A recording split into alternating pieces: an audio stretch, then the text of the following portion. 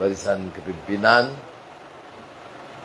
Patriot, Suara Patriot ini, Saudara Asmuni, yang juga jangan lupa ada calon Manjoi ini, dan rakan-rakan dimuliakan.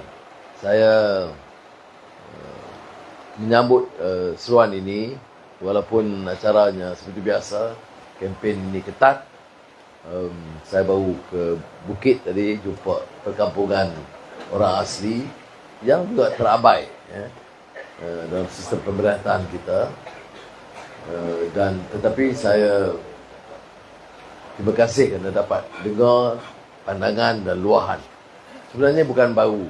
Kalau tengok di Parlimen, selain pada Sulaiman Sabu, saya berulang kali minta supaya diberi pertimbangan. Ya.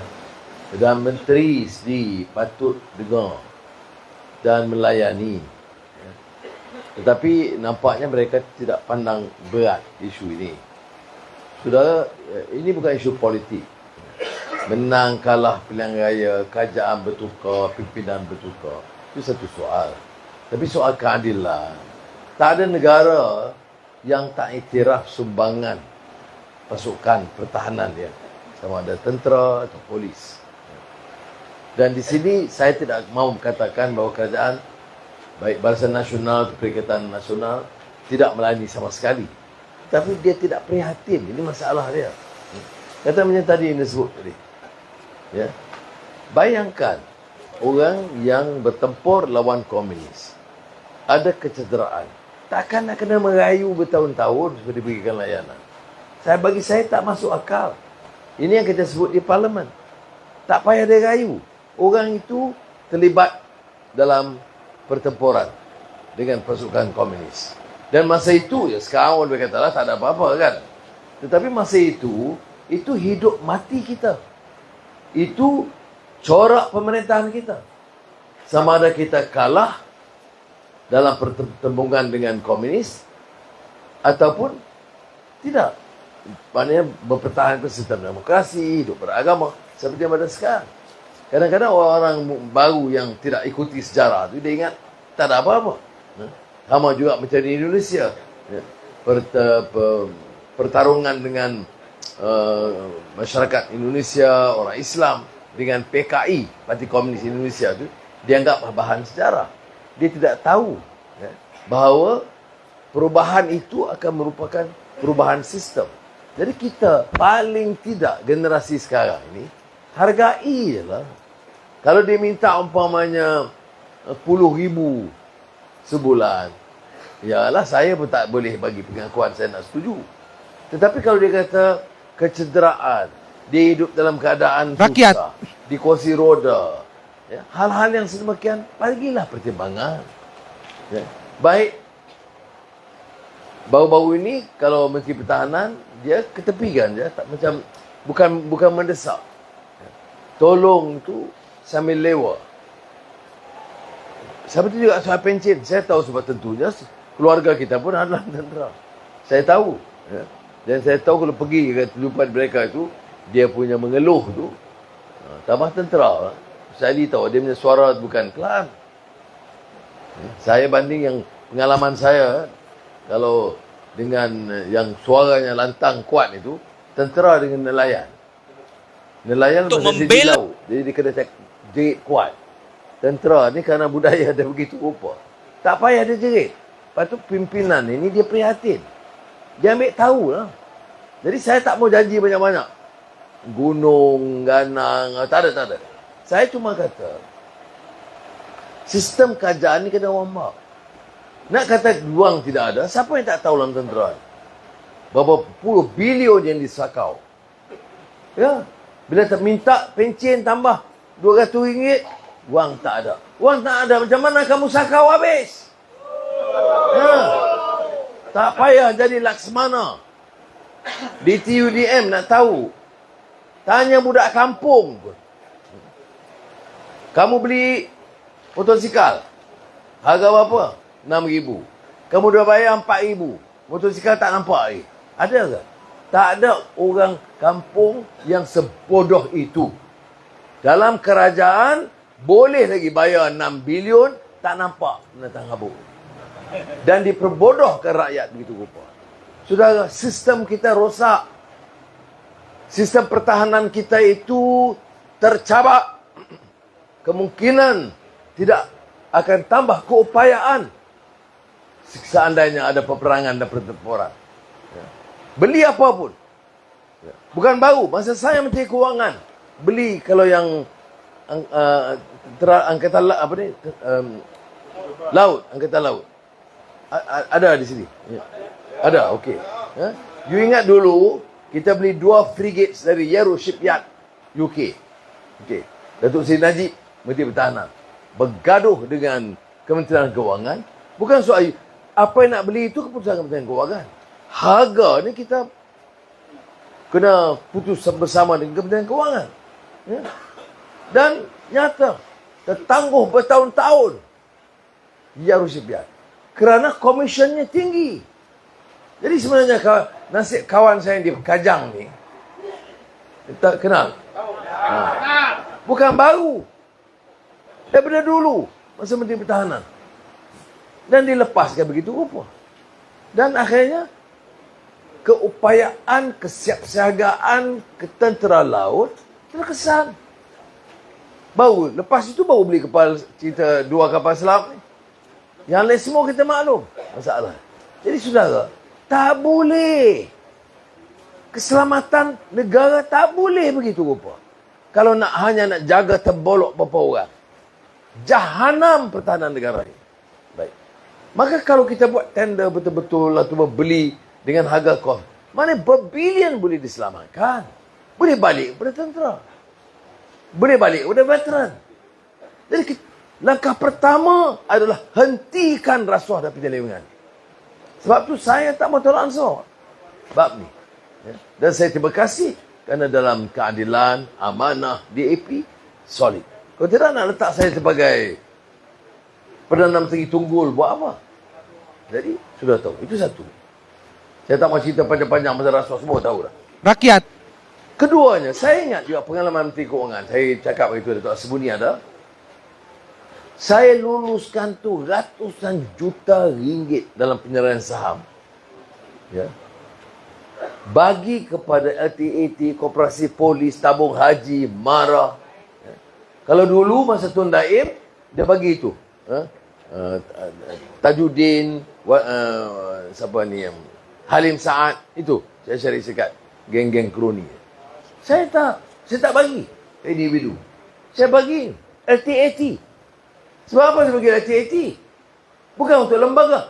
Dan saya bagi LTAT itu kerana saya anggap keuntungan ratusan juta ringgit pulang kepada tentera yang sedang berkhidmat dan veteran. Sekarang lingkup habis. Bau state, syarikat-syarikatnya. Dan orang yang terlibat dalam perombakan ni lah. Ya, bersama. Jadi orang menteri dan termasuk mantan-mantan jeneral. Jadi sudah. Sekarang lepas saya tak ada saham kepada ni. Tak ada. Itu kali akhir saham yang dibagi masa saya Menteri Kewangan. Tapi niat saya masa tu macam tu. Tak jadi sebab sistem tu bobrok, Pak. Rusak. Macam orang India miskin. Saya ambil sebahagian untuk India. Saya tulis tu. Untuk masyarakat India miskin. Saya ambil value suruh bagi melalui MIC. Saya kata tak boleh. Biar Kementerian Kewangan jaga dan salur terus kepada masyarakat India miskin. Dia rayu kepada Mahathir. Tun Mahathir kata okeylah, ikutlah dia. Bagi ke Maika. Songlap habis. Jadi yang India ke yang Melayu ke penyamu ni sama. Baik, ini yang harus kita faham. Jadi kita kena hentikan itu. Jadi sebab itu kalau kita nak kata nak gunting, nak apa, selagi sistem kerajaan tak berubah, beginilah kita nasib kita. Itu yang saya nak tekankan, mengapa sistem itu betul-betulkan. Dan ya, tentunya ekonomi sekarang memang tengah teruk tanya juga pemimpin menteri 70. Gaji RM70,000 sebulan. Kamu terkedarah saja tak buat kerja, pasal apa? Harga barang terus naik. Gaji tak naik. Veteran tak berapa kali perhimpunan lah. Jalanlah kaki dalam banyak mana pun. Jauh mana pun. Puak ni tak peduli. Ya. Ya. Jadi sebab itu saya insya-Allah lah. Tuan Sembunyi ada. Ya. Kita akan beri pertimbangan yang wajar. Mengembalikan hak orang yang telah menyumbangkan tenaga mereka. Jadi yang itu, bagi susah yang kenal saya, tahu saya. Saya tidak mahu jadi Perdana Menteri untuk memperkaya diri. Cukup. Saya boleh. Ya. Sebab itu saya kata, saya boleh hidup dengan allowance ahli parlimen. Saya tak mahu terima gaji Perdana Menteri kerana saya malu pada rakyat. You nak dapat RM200 susah, aku nak kena ambil RM80,000 sebulan kunun khidmat kepada negara. Aku ada maruah. Aku tak sanggup macam itu dalam keadaan orang susah.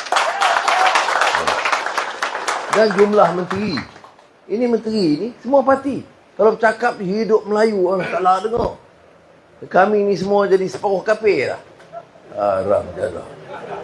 Ya, hidup Melayu berguna. Kemudian Islam. Yang pakai serabam serupa orang dia ambil. Tak ada pula rasa salah. Kamu duta khas ambil RM60,000 sebulan. Mesyuarat parlimen pun tak pergi. Tak rasa salah. Dan orang ni pula benda. Ya. Bila kita cakap, dia kata kita anti ulama. Saya bukan anti ulama. Saya anti tokoh politik. Termasuk yang bertopengkan agama. Tapi saya tidak kecam seluruh parti itu. Yang kecam parti itu Muhyiddin. Dia yang panggil PAS itu parti ajaran sesat. Sekarang dia jajah bukan setengah mati. Sebagai tokoh yang diutarakan oleh PAS kepada nanti. Itu hak dia. Tapi marah-marah saya kepada PAS. Tidak pernah saya keluar kenyataan menghukum semua parti dan ahlinya. Ingat, parti ajaran sesat. Itu yang disebut oleh Muhyiddin. Sekarang, kalau Ustaz Haji depan Muhyiddin ni, cuma tak cium tangan je.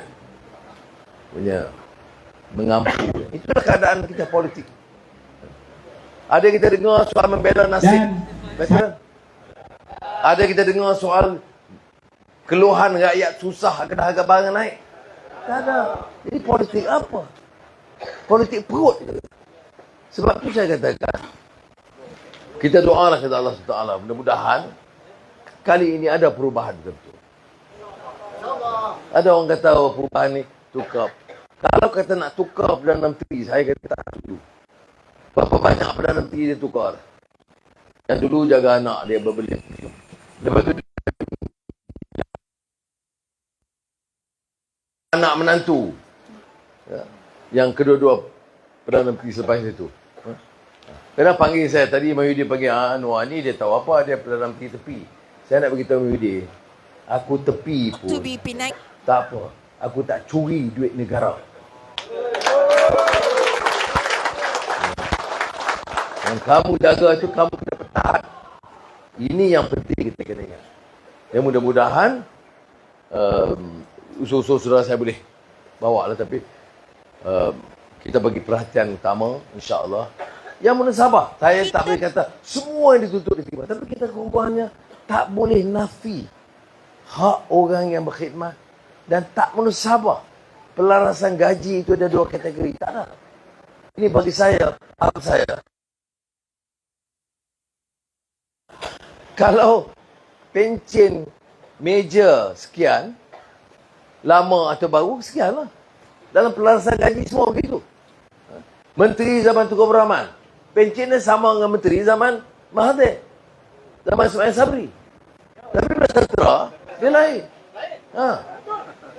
Tu pun ada juga sokong dia orang ni. Dia pangang dia tentera.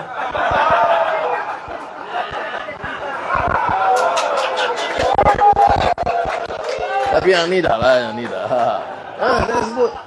Jumpa, bukan main. Jadi, ini bagi saya lah. Ya. Pahaman saya dalam perlembagaan. Pelarasan pencen di mana dia, tak boleh. Contoh terbaik ahli parlimen. ahli parlimen zaman Tengku sampai sekarang lesen dia sama. Mana kalau nak suai sikit-sikit undi, dia ada kategori. Tapi tak boleh macam sekarang. Dan tentera. Ya? Itu sajalah. Saya nak sampaikan terima kasih. Dan jangan lupa lah, macam mana pun kita ni calon hari ni. Dan saya pun tak tahu. Dengar sangat cakap sembunyi ni, mari kita tambun. Saya bukan tahu sangat sembunyi tambun ni. Sebaik saya tahu kondisan ke ataupun bertapau. Tapi setiap ayo tahu. Jadi mudah-mudahan dapat sokongan. Satu kursi di Tambun, kita tambah. Kita cukup kursi dan 20 hari bulan, kita boleh angkat sumpah insya-Allah sebagai dalam negara. Baik, terima kasih. Assalamualaikum warahmatullahi wabarakatuh.